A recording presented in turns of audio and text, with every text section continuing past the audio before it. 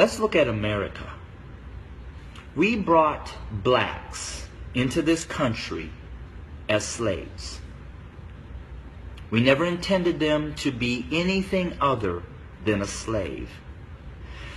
But they began to grow in number and in power, and eventually they fought their way to some freedom. So we became even more cruel, and to keep our black Americans down, we lynched. But yet they rose.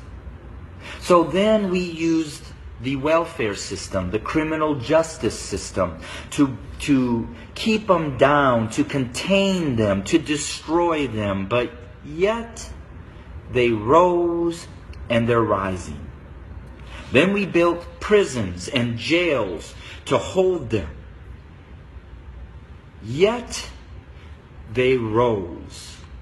And so now we are doing exactly what the Pharaoh did at the end, sending out a decree: kill them. So until we admit that when we wrote this Constitution that all men are created equal, that we never intended to include our black brothers and sisters, our nation may end up facing exactly what the Egyptians faced when they refused to let God's people go. So I'm going to say this to my white fellow Americans, that the bloodshed that is on its way is not on the hands of our fellow black Americans, but is on our hands. We are the ones that are refusing to let God's people go.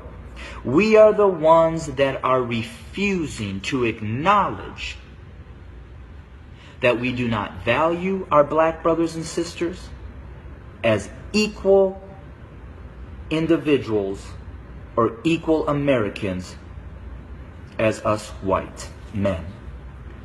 And to my black brothers and sisters, the racial issues, as I've said, have been there from the very foundation. But why do we see it more? Because there's a shifting. See, us white men have been at the head since the foundation. But we've had a black president.